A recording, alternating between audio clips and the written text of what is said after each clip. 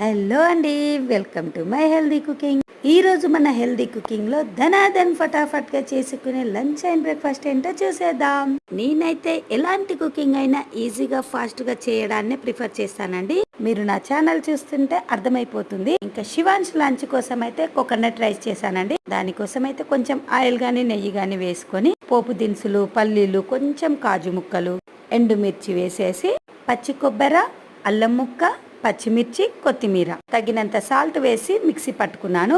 Stove off చేసి ఈ coconut ని కలిపేసుకున్న తర్వాత చల్లార్చుకున్న అన్నాన్ని బాగా కలిపేసుకోవాలి. చివరగా కొత్తిమీర, నిమ్మకాయ పిండుకుంటే కోకోనట్ రైస్ రెడీ.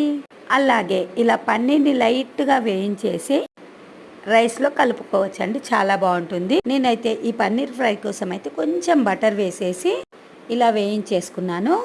అవి బాగా ఫ్రై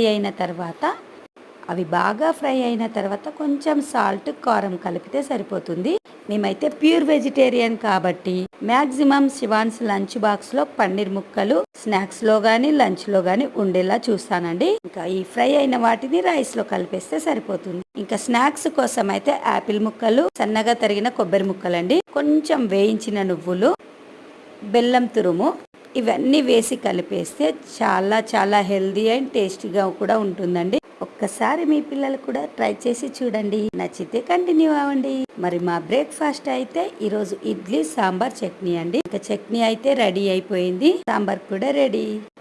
ఇంకా ఇడ్లీకి అయితే పెట్టేసుకున్నాను. మరి నా వీడియో మీకు ఏమైనా యూస్ఫుల్ అనిపిస్తే మాత్రం ప్లీజ్ లైక్ అండ్ సబ్స్క్రైబ్ చేసుకోవడం మర్చిపోకండి. Thank you.